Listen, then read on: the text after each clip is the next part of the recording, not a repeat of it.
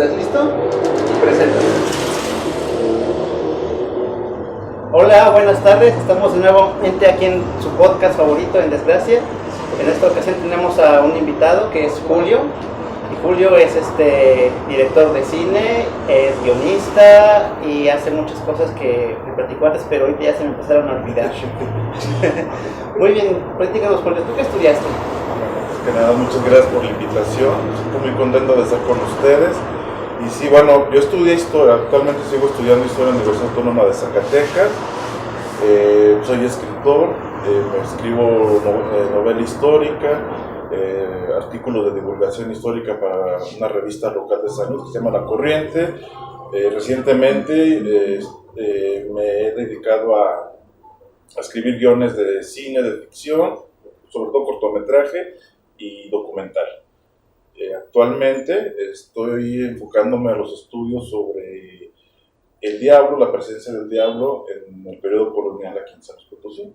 Oh, qué interesante. Oye, dices que estás en La Corriente, esa revista, ¿hace cuánto que colaboras con ella? Colaboro desde el 2008, Ajá. desde ya por 14 años colaborando en esta revista. Y ha abordado todo lo que te puedas imaginar, ¿no? Desde las poquianchis, desde temas como crímenes en el periodo colonial, durante el siglo XIX, todas las historias que tengan que ver con la cotidianidad de San Luis Potosí, alejado un poco de la historia política, económica. A mí lo que me interesa es como las mentalidades, la cotidianidad, esa historia que poco se conoce de San Luis Potosí. Órale, platícanos a ver algo de algún artículo que hayas escrito para esa revista que te haya gustado mucho. Todos, pero definitivamente uno que impactó muchísimo, que hasta yo no lo manejaría como censura, pero sí hubo una persona que se llevó todos los ejemplares que quedaban y se me hizo muy raro, ¿no? O sea, todos nos sacó mucho de onda que se haya llevado el lote de revistas cuando yo abordo el caso de las poquianchis. ¿Por qué? Porque había el caso de una potosina que había sido enganchada por estas mujeres que tenían tenían sus casas, sus lugares donde regenteaban a las chicas, donde las explotaban sexualmente, en Lagos de Moreno, sobre todo en Lagos de Moreno y en San Francisco del Rincón. Entonces, cuando se iban ellas a enganchar niñas, se van a muchos lugares del país, llegan a San Luis Potosí y enganchan a una niña a la edad de 10, 12 años, se la llevan, ¿no? Ella era de Villa de Arriaga, pero se venía con su mamá a vender tunas en el mismo hotel donde ellas se hospedaban, que era el Hotel Guadalajara, que está en el Jardín Escontría. ¿Cómo sé todo esto? Porque cuando capturan a las poquianchis no recuerdo si fue en 1964, en enero de 1964 o 62, no tengo presente el año. Las capturan y empiezan a ver a todas las chicas, ¿no? Empiezan a rescatarlas, entre ellas venía la potosina que se llamaba Venenciana Marquecho Samarripa. Ella ya tenía la edad de 20 años, intentó escapar, entonces habla, ¿no?, de cómo fue que la explotaron y tenía una cicatriz en la mejilla, donde una vez se quiso escapar, la capturaron y la marcaron para que no volviera a escapar, si ya la pudieran identificar fácilmente, porque era una red muy grande de explotación de chicas que estaban involucradas de las autoridades militares, policíacas, inclusive la gente que trabajaba en la central camionera, que era de la forma en la que ellas cuando escapaban las capturaban inmediatamente. Sí, probablemente sea de la red más grande de la que se tenga conocimiento. Así es. Porque me imagino que todavía por ahí debe haber redes que permanecen clandestinas y están así como, digamos, ocultas bajo el amparo de la autoridad, pueden ser más grandes aún. Pero sí que se haya descubierto, creo que esta es la más grande. Sí, entonces el caso de esta potosina, la publica en la Corriente, y digo, fue la que más nos ha impactado, que llegó una persona y compró todos los ejemplares que quedaban en existencia, ¿no? Entonces, sí fue muy impactante para mí, ¿no? No lo tomaré como un acto de censura, pero como que no quería que se supiera que aquí en San Luis había sucedido eso. Otro caso que también me impactó muchísimo fue de aquí del templo de la Tercera Orden, que está en Galeana, esquina con Vallejo. Ajá. La Tercera Orden está aquí. En 1847 es un proceso criminal que está en el... Todo de lo que te hablo lo he encontrado en el Archivo Histórico de nosotros, San Luis Potosí y en la hemeroteca. Este expediente me lo encuentro en el fondo del Supremo Tribunal de Justicia, en los crímenes, y es la historia de un niño, bueno, del cadáver que encontraron al interior de una efigie del Arcángel Gabriel. Una efigie, estábamos hablando de una estatua de aproximadamente 1,20 más o menos de alto, evidentemente detallada en madera del Arcángel Gabriel. Ya se veneraba este arcángel en la Tercera Orden. Para esto sufre una descompostura. La llevan con un carpintero que está en la calle de Comonfort, antes se llamaba el barrio del Guanajuatillo.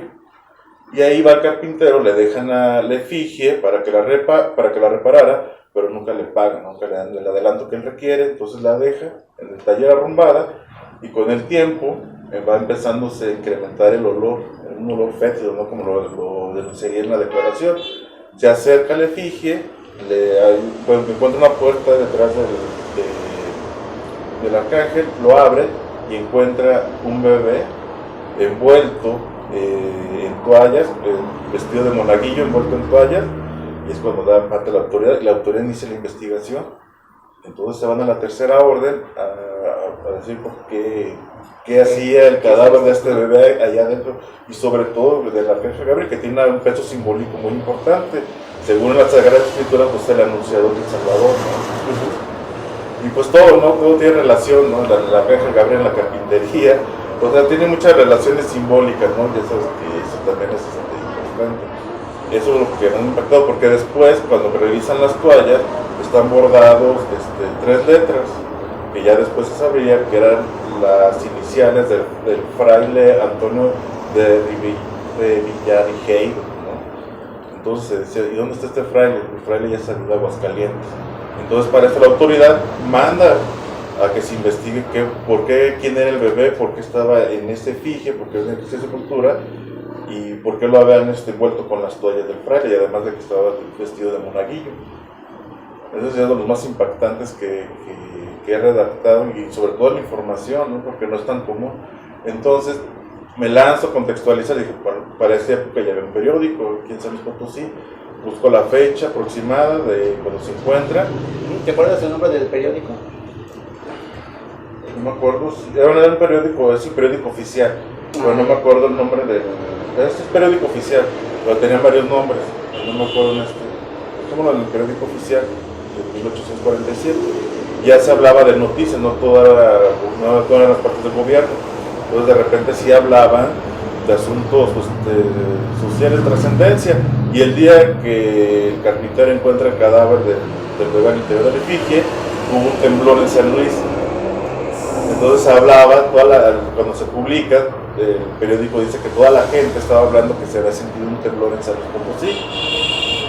Entonces decían que en San Luis Potosí estaba temblando. Ya después se supo que se estaba formando un volcán en Zacatecas, y que por eso se sintió el temblor aquí, porque de hecho no hubo ni epicentro en la Ciudad de México ni en la costa, nada, o sea que realmente eso había sucedido si no recuerdo, en Mazapil, Zacatecas, ¿no? Entonces se había formado un cráter y que por eso se había sentido el temblor. Entonces hubo muchos elementos, ¿no? Que contribuyeron un poco también para matizar el drama que ya estaba ocurriendo con ese expediente, ¿no? De esta niña. Nunca se supo quién era, solamente se alcanzó a rescatar la parte del carpintero que había sido mandado a hacer esa efigie en Real de 14.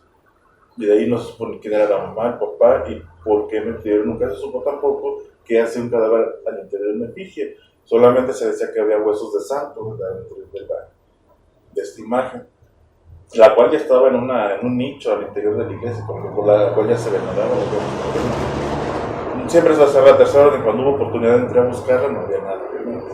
En ninguna iglesia encontré la efigie de la mujer. No, sería interesante a ver si hay modo de investigar dónde quedó el paradero de esa estatua, si es que aún existe esa efigie de acá de San Gabriel. Y eso ya sería más como curiosidad, o sea, lo importante sería que se decidiera el caso de quién era el niño, por qué lo metieron ahí, si se murió accidentalmente o lo mataron de adrede o quién sabe. O sea, todas esas cosas que no sabemos, solo podemos especular. Así es. Y por lo turbio del caso, pues en el tiempo se ocultó un chorro de información, nada más que se pudo, entonces eso hace más difícil la labor de investigación. Sí, entonces esas son las historias que me gusta investigar, ¿no? A través de los archivos, este arrojo, ¿no? Al pasado, un pasado que solamente lo tenemos en documentos que tienen más de 3 siglos, 4, y que se tienen que manejar con mucho cuidado. Y ahí está esta parte que poco se conoce de San Luis Potosí. A mí me gustan mucho las cuestiones, y yo sostengo que son en los crímenes donde podemos conocer el verdadero contexto de una sociedad. ¿Por qué? Porque ahí te manejan creencias, te manejan los niveles de maldad, te manejan el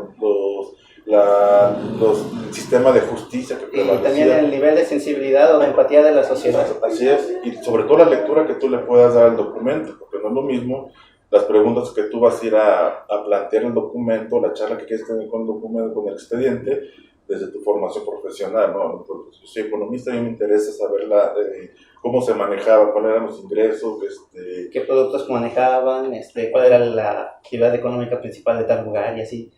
Sí, es muy interesante. Pero aparte de la historia, el leer entre líneas de los documentos, porque generalmente la historia es la historia oficial, como viene en el libro de la SEP, y te dice, apréndete esto, que ya viene maquillada y así hermoseada, ¿no? Para hacer quedar bien al gobierno en turno.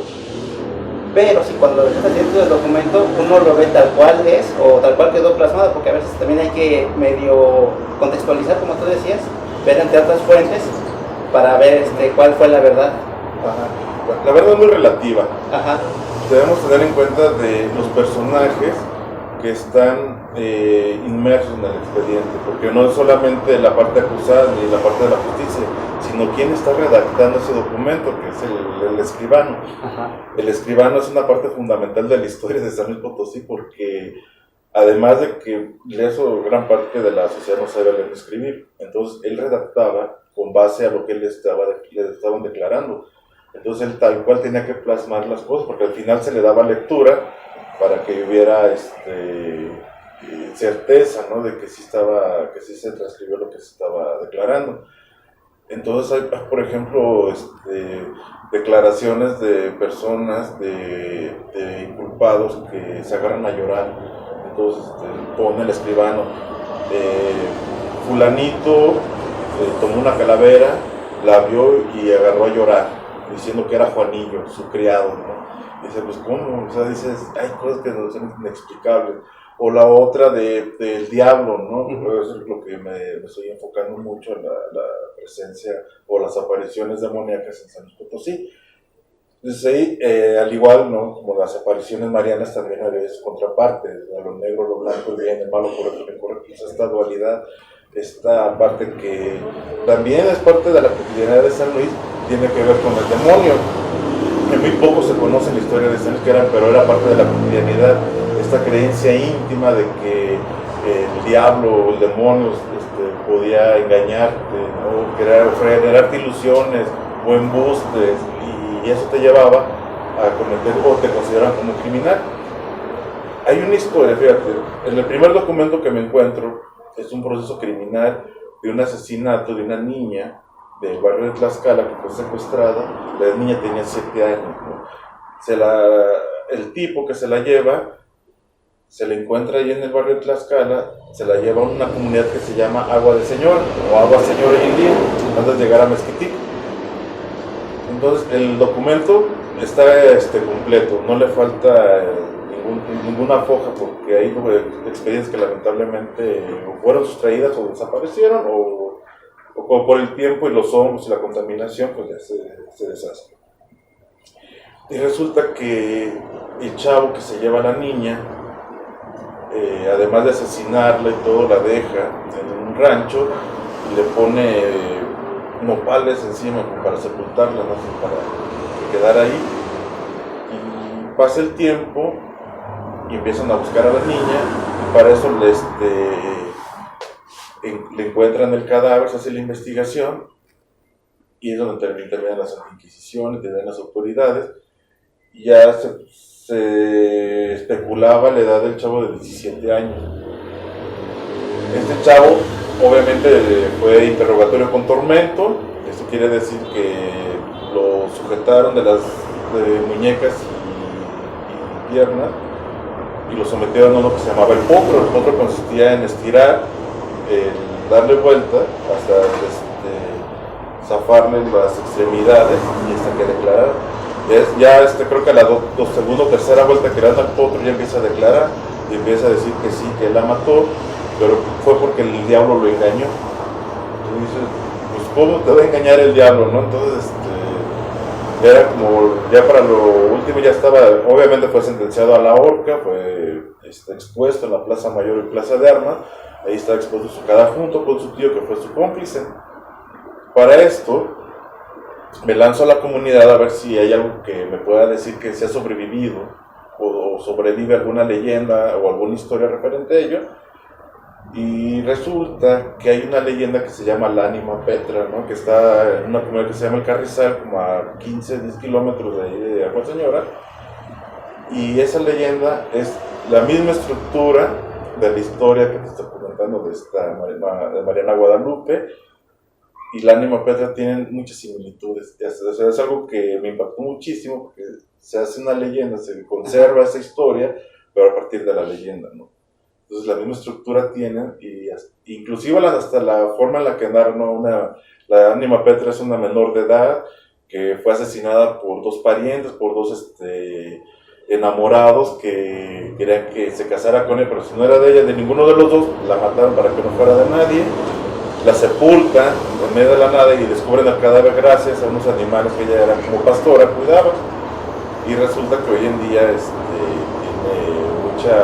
mucha gente que visita, ¿no? Ese lugar donde supuestamente fue hallado el cadáver, que coincide mucho como encontraron también a esta niña, porque se encuentran con nopales, y gracias a un güey que se escapa de un rancho, es como van a buscarlo y encuentran el cadáver. O sea, tiene muchas similitudes, ¿no?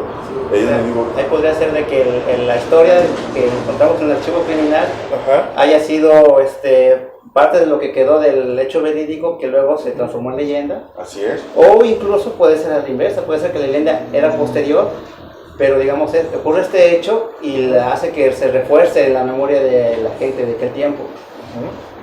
Sí, es la forma también de mantener la colectividad en el pasado de ciertas sociedades, de ciertas culturas, porque finalmente recordemos que pues, no había ningún tipo de, como hoy no hay que contextualizar, de que no había noticias, no había gente, todo se comunicaba, había mucha comunicación, todo era verbal, todo era oral, entonces se compartían ese tipo de historias, ¿no? Y ahí es donde me fascina mucho esta parte del pasado, ¿no? De la historia de San Luis, y más cuando vas al archivo y te encuentras infinidad de historias, muchísimas, no solamente del diablo, digo, también de tesoros, de gente que se encuentra ollas de oro, gente que encuentra calaveras y tienen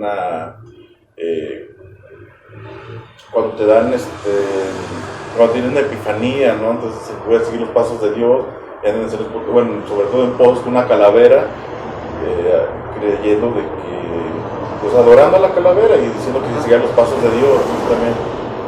O personas que venían aquí a anunciar la muerte, no todos sus habitantes, porque era un lugar de pecado.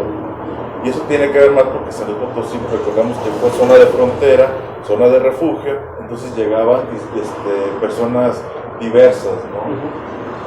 Entre criminales, entre esclavos, bueno, muchísimas personas. Y también resaltar de que San Luis Potosí tuvo mucha presencia africana. No, mucha gente como que no es muy renuente a creer de que San Luis Potosí fue, no sé, de 10 habitantes, 5 eran de origen africano, españoles 1 o 2, los demás mestizos o indígenas, ¿no? Pero sí la población de origen africano sí era muy grande aquí en San Luis Potosí. Entonces eso le da otra connotación a la historia de la cotidianidad en San Luis, que entonces era muy común ver personas de origen africano o afrodescendientes caminar por las calles, ¿no? Decían, era muy conocida una historia acerca de unas comunidades ahí por Matehuala, que todos eran negritos, pero esa ya era muy antigua. Entonces muchos tienen la duda de que, güey, no sé si vinieron de África, no sé si eran esclavos que se escaparon, o era gente de etnias aquí autóctonas, pero que por alguna condición genética, una variante genética, estaban más morenos que la mayoría. Pero, o sea, el hecho es de que ahí estaba esa gente y ahí quedó el testimonio de que había una comunidad de gente con la piel muy negra, ya viviendo desde muy antiguo aquí en San Luis Potosí, la región de Matehuala. Sí, antes de la llegada de los españoles ya se hablaba de los negritos, le decían los negritos. Ajá, los negritos. Y eso que hay que ver también, ¿no? Porque no, como tal, no hay un documento que avale esa información. Y digo, lo único que nos queda pues es el fenotipo, ¿no? Los rasgos de nosotros, que nos puede dar mucha información acerca de ese pasado que ya no conocemos. Pero sí no dudo que haya existido ese tipo de población. A diferencia de la Huachichil, la nativa de acá de Gran Tunal, pues eran personas muy altas, ¿no? Y hay un vestigio, por ejemplo, el cerro de la Quemada en Zacatecas, son escalones muy grandes, son peldaños enormes para personas que miden más de 1,85, entonces bueno, eso es información arqueológica que nos da cuenta de las dimensiones, de las características físicas de los huachichiles, ¿no? En el caso de los negritos de aquí de Matehuala y todo, pues solo queda la historia oral, ¿no? Lo que se decía de antes, pero sí un documento que avale no he encontrado algo que nos dé cuenta. Sí, de las comunidades de origen africano afrodescendiente que fueron desplazadas en soledad, en los barrios o en charcas inclusive, ¿no? Porque se creía erróneamente que era para trabajar en las minas.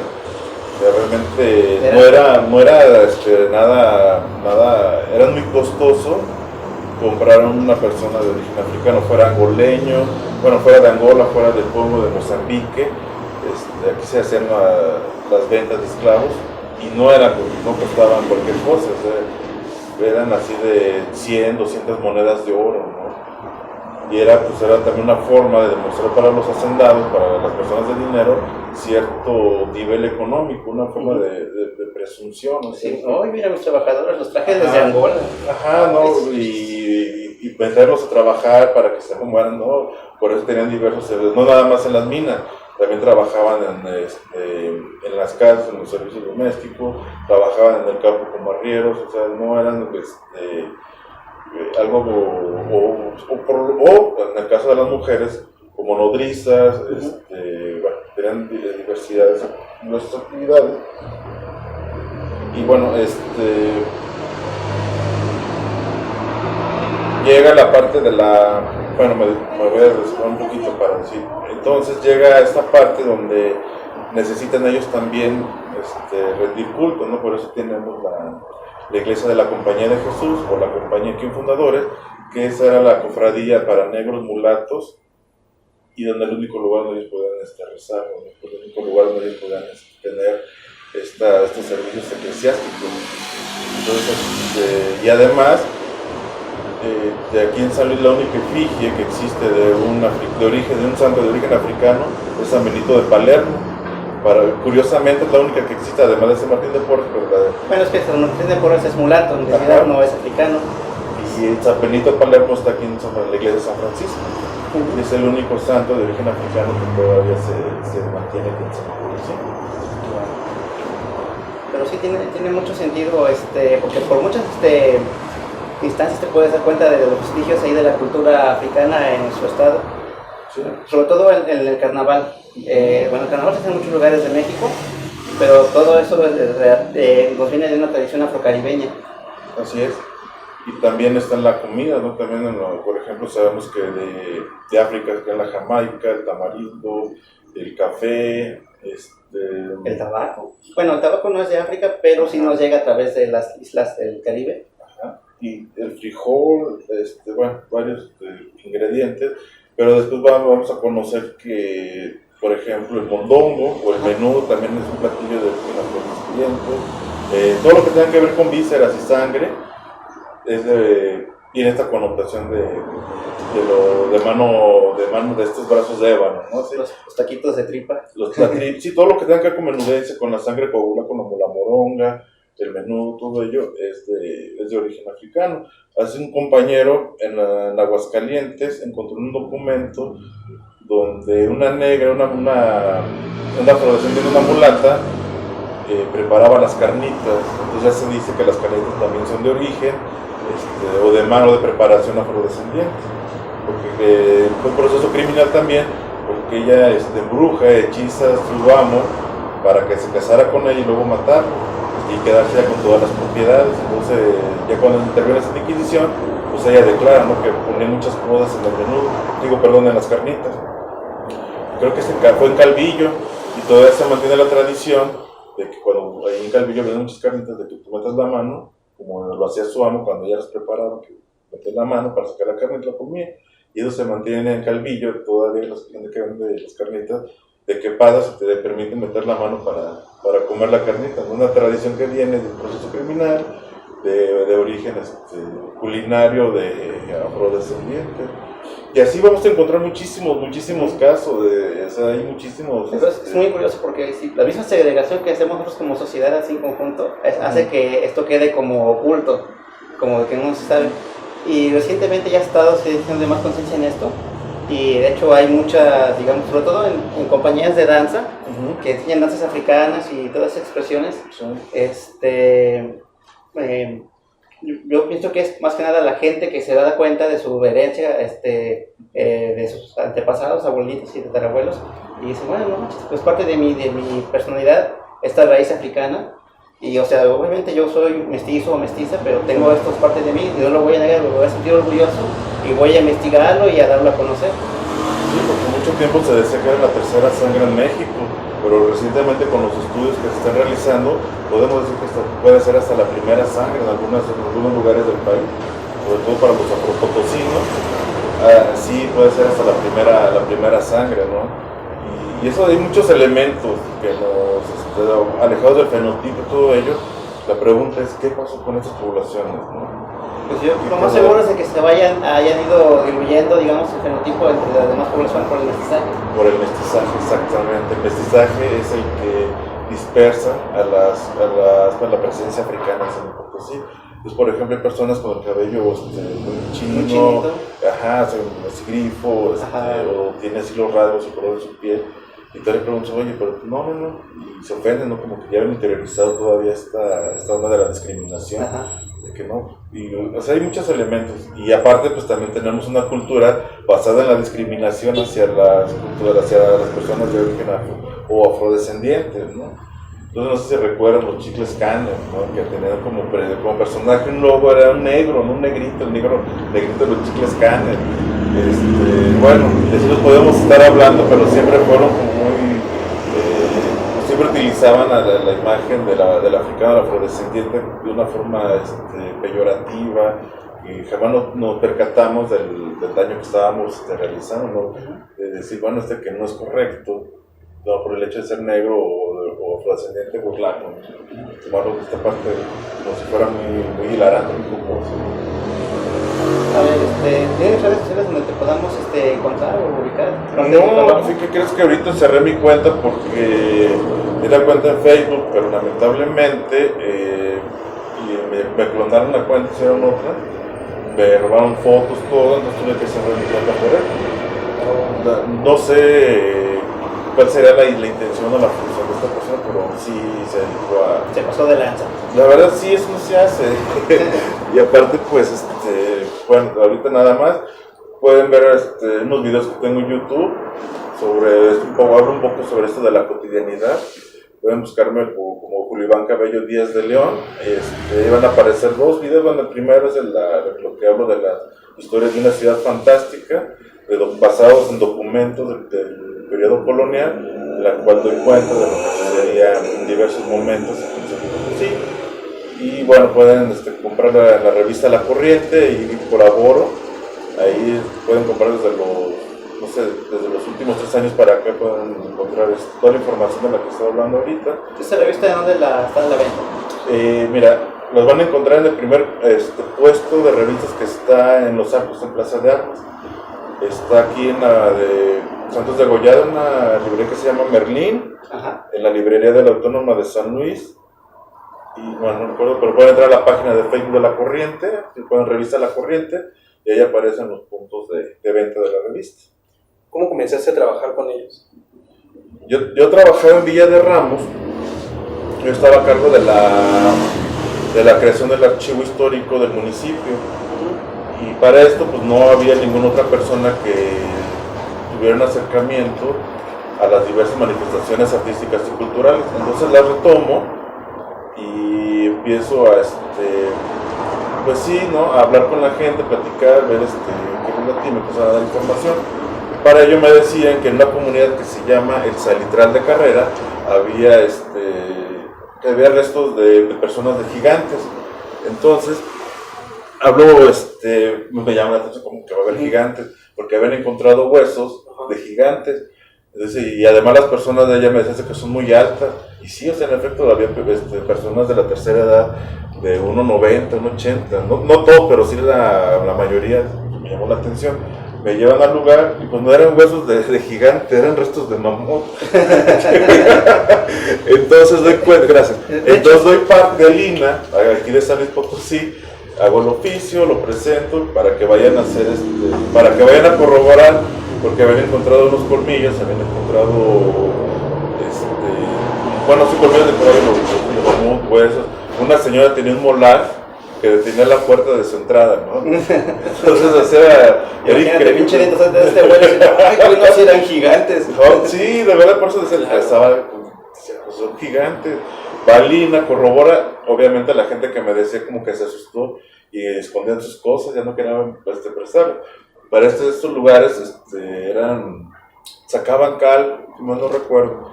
Entonces los bancos estaban hacia abajo, como 3-4 metros hacia abajo.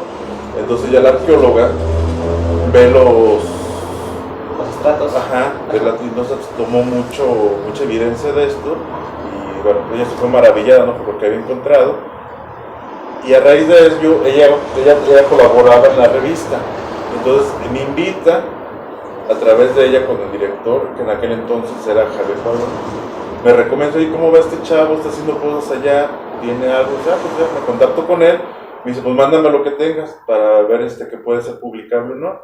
Y escribo un artículo sobre la Virgen de los Ramos.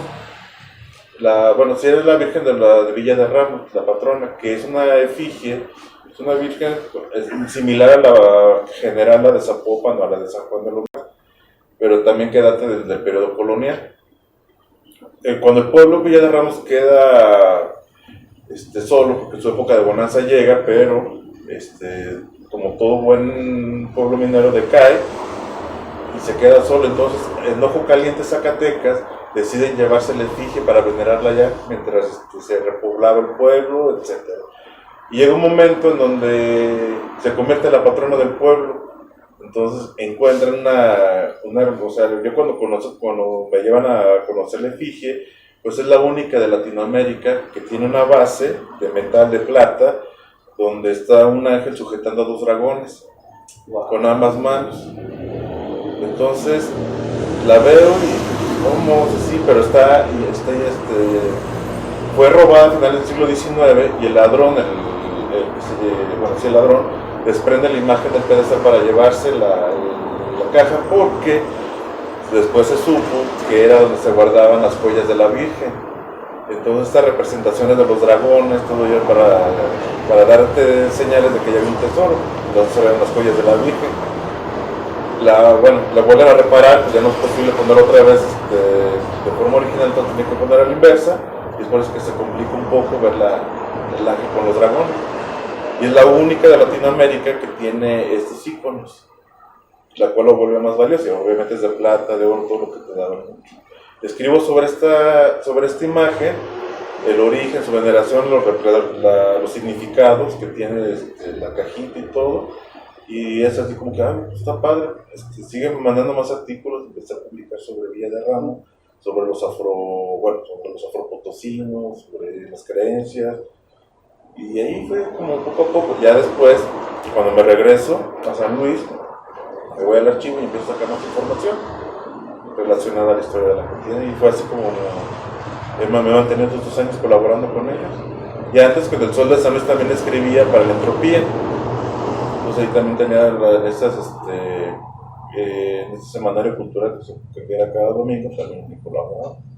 También trabajaste en el Archivo Histórico de Santa María del Río, ¿verdad? Así es, estuve ahí, es que colaboré mucho, sobre todo en la formación de los archivos en San Luis Potosí, entre ellos fue el de Santa María del Río, Villa de Ramos y unos particulares. He estado también inmerso en la creación de, pues un poco también de cine documental, que lo pueden ver en Filmin Latino, que se llama Suchomoconco. Es un corto documental que se filmó en la Huasteca y aborda el tema de los médicos de la medicina tradicional, en el caso particular de un chico que en aquel entonces era un niño, de mayor de edad, que va cómo él se construye a partir de estas visiones que tiene y se convierte en uno de los últimos chamanes, uno de los últimos médicos tradicionales de su comunidad frente a las nuevas realidades que están sucediendo. A mí me causa curiosidad, ¿cómo fue que pasaste de historiador a meterte al mundo del cine documental? Bueno, como historiador siempre te dedicas a escribir, a leer, ¿no? Enseñas desde los artículos, ensayos, novelas. Siempre tenía esta parte lo relaciono más con la escritura, ¿no? Como novelista, de tener esta capacidad de narrar, pero que sea muy visual. Es pésimo para los diálogos, debo reconocerlo, pero para crear atmósfera, para crear contexto, para describir personajes se me dan. Entonces, hay un laboratorio de guión, eso fue hace muchísimos años. Viene Michael Rowe, el director de la película de Año Bisiesto, que recientemente tiene otro que se llama Danica, creo, ¿no? Da un laboratorio, entonces participo en este laboratorio, escribo un cortometraje de ficción y durante este proceso creativo de este laboratorio pues me gustó mucho, no había mucha diferencia entre escribir novela, entre hacer historia. Bueno, si algo tengo es que me gustan mucho las historias y sí, sí me quedó muy padre el guión. De ahí mismo otro compañero que está en el laboratorio me dijo, yo lo quiero dirigir, ¿qué te parece si nos ponemos de acuerdo y lo filmamos? Ya, me parece muy bien. Entonces ya lo lee Michael Rowe y dice, no, está bien, me le faltan 2 o 3 cosas, dice, pero sí se puede filmar, sí, la verdad sí tiene un 90%. Meses después ya conseguimos financiamiento, conseguimos que, por ejemplo, el municipio de Zacatecas dijeron, ¿saben que venga? Nosotros les vamos a dar todo, lo que es el hospedaje, la comida, vénganse a filmar todo lo que requieran. Y pues nos fuimos a filmar, casi con un kit, ¿no? De cómo hacer cine, me juego la alegría, ¿no? De la cámara, un micrófono, y allá conseguimos otras cámaras, luces, encontramos muchas cosas. Y pues quedó muy bonito, ¿no? La gente le gustó muchísimo, porque pues obviamente pues, no eran actores y mismo la gente participaba y ya les explicábamos, nosotros dirigíamos, nosotros cómo debe actuar y todo. Y sí, inclusive se presentó en un festival de cine etnográfico en un congreso nacional de antropología que hacen aquí en México. Se presentó porque tenía muchos elementos de aquí del semidesierto zacatecano, ¿no? Era un niño que reflejaba la realidad de un adolescente zacatecano que a los 15 años o sigues estudiando o mejor se van para Estados Unidos.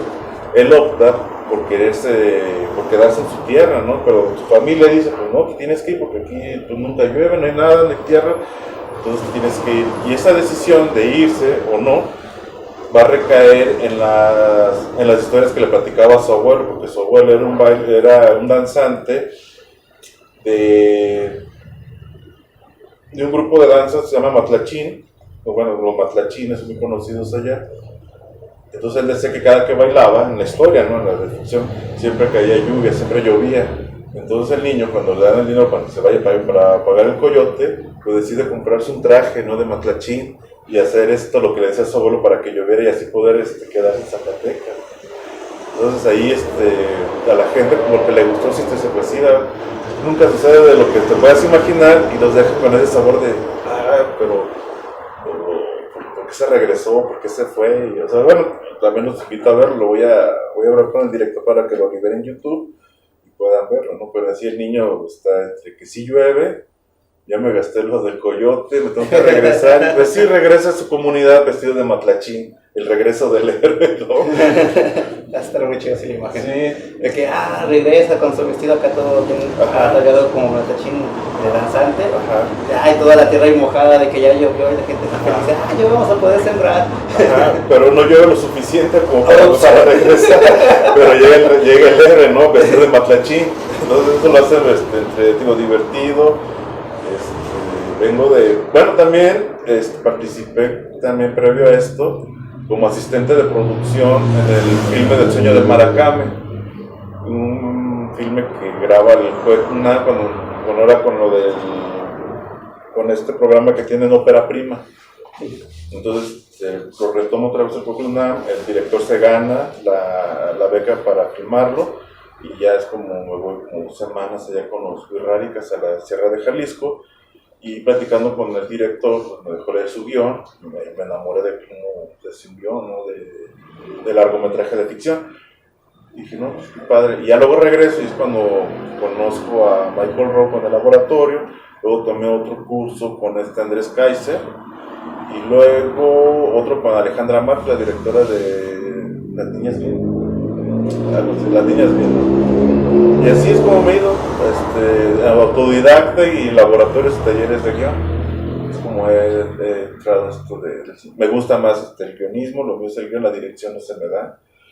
Creo que de verdad sí se requiere una formación, sí, no profesional, pero sí muy, muy adentrada. Por lo menos más enfocada hacia lo visual, ¿no? A sacar un producto audiovisual que digas, estás pensando en términos de fotografía, de cámara, luces, encuadres y todo eso. Pero lo tuyo es contar historias. Por lo tanto, el guionismo es lo ideal para... Eso a mí me encanta, y digo, con base a esto, o sea, como escritor, historiador o cineasta, como quieras llamarlo, desarrollas un ojo clínico, desarrollas esta parte donde vas por la calle y vas escuchando historias, o vas en el transporte colectivo urbano o en una fiesta, y siempre hay muchas historias. Hay diálogos permanentes, ¿no? Hay historias inverosímiles, ¿no? ¿Cómo puede suceder esto en un lugar tan pequeño? ¿Cómo podemos conocer?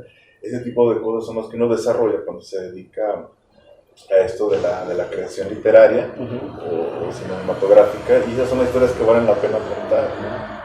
Sí, una parte que tiene tú como historiador tienes también un plus acerca de cuando quieres hacer historias, de que ya tienes la facilidad de saber dónde documentarte, dónde saber encontrar los hechos, porque digamos, esa es la verdad, es muy relativa, pero encontrar los hechos o los documentos que quedaron, digamos, en archivos de documentos de la época, y así darle más veracidad a una historia cuando se quiere hacer, digamos, cine histórico. Así le puedes dar más autenticidad y decir, no, es que sabes qué, como lo típico, ¿no? De que en el festival de la primaria de la Independencia van todos vestidos como de la revolución, de adelitas y de revolucionarios. Y dicen, no, eso todavía no se usaba, pero bueno, están chidos. ¿Qué importa? Eso para el festival de la escuela. Sí, pero son muy divertidos, ¿no? Porque bueno, nadie ni siquiera uno sabe cómo se vestían en esa época, porque no hay fotografía. Pero sí hay como idea, hay una idea muy clara de qué tipo de ropa se utilizaba, ¿no? Y de qué color se utilizaba. Entonces, por ejemplo, pues sí, lo que tú dices, nosotros vamos a ver al niño que va disfrazado del cura Hidalgo, ¿no? Bueno, sabemos que es cura, o el niño de Allende, ya sabemos que esas patillas, ¿no? Prominentes, esos elementos o rasgos, ¿no? Sí, esos son los estereotipos, precisamente, de que hablabas hace tiempo. Entonces, por medio de tu labor, ya no sé que te encanta hacerla, se puede romper ese estereotipo al encontrar el arquetipo que hay. Así es. Sí, prácticamente es lo que te digo, es una persona, y a través de sus estereotipos, yo puedo, por ejemplo, me ha pasado mucho en la discriminación con los chavos bandas, ¿no? Y una vez, un conocido, tal vez se viste como cholo, y hace, mueve las manos y tal vez se pone así, pero resulta que el arquetipo lo va a romper, que es la persona que más sabe de fútbol, sabe de estadísticas, sabe de personas, y es un almanaque deportivo, te sabe todo sobre el fútbol mexicano, el fútbol mundial, te sabe todo. Entonces dices, o sea, tú lo ves, me hago a un lado, o una de dos, o me va a robar o me va a golpear, ¿no? Eso es lo que tenía, ¿no? Porque lo ve, pero no. La caguama, pero su estereotipo es, sí, oye, vamos a una cerveza, ¿no? Y se empieza a hablar de fútbol, no tienes una idea. Y hasta maneja mejor los datos que muchos comentaristas, ¿no? Es un tipo que le apasiona la información, le apasiona mucho el fútbol, entonces él sabe y siempre te está cuestionando, oye, a ver, dime, ¿quién fue el campeón goleador del año de 1989? O sabes que tú no sabías, por ejemplo, que Jorge Campos jugó con el Cruz Azul en su último campeonato, ¿no? Contra el esos datos. Dices, como un costal de datos inútiles, pero que en el momento de la charla, pues sí, a la hora de la charla, pues ya trasciende y empiezas a conocer. Pues, igual sucede, es lo que pasa, ¿no? Ves un tipo de traje, de corbata, y ese es su estereotipo, okay, pero resulta que es un ladrón, ¿no? Que va robando, que va por la vida jodiendo a las personas. Entonces, pues eso se me hace interesante, ¿no? Y más aquí en San Luis Potosí es muy marcado ese tipo de aspectos, ¿no? De cómo te ven, te tratan, todavía hay mucho clasismo aquí en San Luis, mucho racismo, bueno, no se diga el machismo, ¿no? Es el que impera en todos los lugares. Sí, pero de ahí fuera, yo siento que en realidad el machismo, el clasismo y otras formas de segregación son todas variantes del racismo. Porque finalmente, aunque no sea lo que te diferencia un origen étnico o racial, sí te diferencia una clase social o tu ambiente de amigos con los que te rodeas o X cosa, ¿no? A la forma en que te vistes. Y eso ya te vas como que, tú no eres de mi especie, tú no eres de los míos, hazte para allá. Sí, o dependiendo de tu color de piel, ¿no? Ajá. Esa es la pimentocracia, ¿no? Esta parte horrible, este monstruo, ¿no? Que permea la sociedad, dependiendo de tu color de piel es como te tratan, ¿no? Sabiendo lo que te decía, que en San Luis Potosí esta pudo haber sido la primera sangre africana, ¿no? Entonces, por ejemplo, y eso está muy marcado, por ejemplo, en mi familia, mis dos hermanos son rubios, de ojos claros, y mi hermano y yo somos desconocidos, y sí hay así que la gente no cree que seamos hermanos. Entonces, pero bueno, tampoco la gente tenemos que dar explicaciones, pero sí está muy marcada, mira, ahí va el güerito, ¿no? Ahí va el negrito de su hermano, está el güero, negro, color hueso, el prieto, ¿no? Entonces son cosas que suceden. Y una forma también, yo creo que de alterarnos, es a partir del conocimiento. Si tú tienes conocimiento de tu pasado y sabes cómo ha sido devenir, te vas a dar cuenta que no ha cambiado para nada en San Luis Potosí. Los crímenes que ocurren hoy, eso ya ocurren hace 3 siglos, pero antes se pagaba era ojo por ojo, diente por diente. Si tú asesinabas, tu sentencia era la muerte también. Y no solo eso, dejaban tu cuerpo en la Plaza Mayor expuesto en el cadalso, donde ya fuera que era la horca, o te desmembraban y mandaban cada parte de tu cuerpo a los lugares donde cometiste delitos, para que la gente tuviera un escarmiento y no se le ocurriera delinquir. Entonces esa era una parte de la justicia que predominó aquí en el periodo colonial. Entonces ahí ven la gente, y los que más tenían compasión hacia estas situaciones era la cofradía de la Santa Veracruz de negros y mulatos. Ellos eran los que intervenían ante las autoridades para darles cristianas sepulturas a sus criminales, juntar todas sus partes y enterrarlos.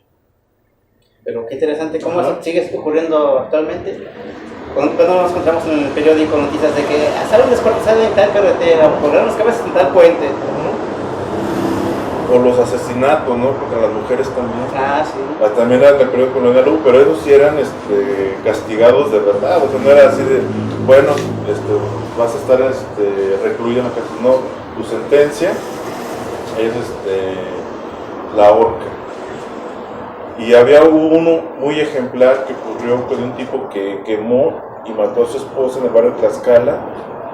Lo sentencian a la horca, y no solo eso, ya después que se haya probado que había muerto en la horca, lo metieron a un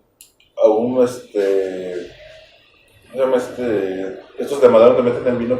¿Una barrica? Una barrica, iban a meter el cadáver, pero además iban a meter una víbora, una serpiente, un perro y un gallo, y lo iban a arrojar al río. Entonces tenía unas connotaciones muy fuertes simbólicas, ¿no? Entonces estar así como toda que... la maldad y todo. Sí, representando toda la maldad. Pero bueno. Bueno, ya para concluir hay que hacer una pregunta de la que nadie se escapa cuando viene este podcast. Así que quiero que la contestes con toda sinceridad. Y con lo primero que se te venga a la mente. A ver, Julio Cabello Díaz de León. Si tú fueras un taco, ¿qué clase de taco serías y por qué? Sería un taco envenenado, porque ese es uno de los platillos típicos de Zacatecas. ¿Por qué? Porque representó, ahora que vinieron los reyes de España a Zacatecas, los llevaron a Guadalupe, donde está la biblioteca. Y se dice que uno de los habitantes de allá se acercaron para ofrecerle tacos envenenados a los reyes. Era una muerte simbólica, querían matarlos simbólicamente con tacos, ¿no? Dice que fue un pasaje muy jocoso, que se dice que queremos darle tacos envenenados, ¿no? Ajá. Y entonces, pues, por eso, contra la jocosidad y la hilaridad de lo que representa el taco envenenado, ¿no? Si de verdad hay una cofradía de taco envenenado en Zacatecas. Y díganos qué lleva un taco envenenado para la gente que no lo sabemos. Es un taco, en aceite, ¿cómo se dice? Bueno, se le rellena con papa, con chorizo, se dora. Parecido a un taco rojo. Ajá, pero bueno, como quesadilla, y le ponen rajas o cueritos y una salsa picante y es todo. Oh, ya. Pero eso sí, sería un taco sí, se oye bien venenoso. Yo tengo una pregunta ya, nada más por Sí. Entre las cosas que te has encontrado en estos archivos respecto a los crímenes, ¿has encontrado alguno que sea sobre un artista? Uh-huh. El sería el del segundo poeta, el maestro de primeras letras de los hijos de una señora de Sierra de San Pedro, que nos muestra a través de sus palabras cómo se vivía el amor en la época, ¿no? Y que fue juzgado por algo que se cree ilícito, por tener una amistad con fines de matrimonio, pero nos deja entrever que esta prosa que tiene, no solamente nos da datos o cuenta de la época, sino de la forma en la que se hablaba. Imagino que era como una forma de expresarse, es el acercamiento que tenemos a cómo se podría expresar un hombre apasionado, que además le gustaba la poesía, escribir poesía, y que de alguna manera podríamos considerarlo como uno de los artistas, un poeta con una obra, si bien olvidada, pero también con mucha certeza. Qué interesante. Sí, gracias. No, pues esperemos que luego vuelvas a comentarnos más de lo que nos has encontrado en los archivos, esas historias que casi nadie conoce, pero que dicen tanto de nuestra sociedad. Y bueno, ¿nos recuerdas una vez más tus redes sociales o de la revista y tu YouTube donde podemos ver los documentales o videos que has hecho? Sí, claro que sí, muchas gracias. Bueno, en YouTube me pueden buscar como Julio Iván Cabello Díaz de León. Ahí están las historias de Ciudad Fantástica. En Filmin Latino es el documental que se llama Chomoconco. Y ya muy próximamente ahorita está en postproducción, un proyecto también corto documental que se filmó en la Huasteca. Yo creo que va a estar en Netflix, porque es el que patrocinó hubo recursos de estas plataformas, entonces ya muy pronto les vamos a presentar este documental. Pero bueno, muchísimas gracias por la invitación y yo encantado, ¿no? de regresar otra vez con ustedes para platicar. Bueno, pues solo recuerdo que pueden seguir al programa, al podcast en YouTube también como Almas en Desgracia Colectivo, o con nuestro Facebook colectivo Almas en Desgracia. Es todo por hoy y nos vemos a la siguiente.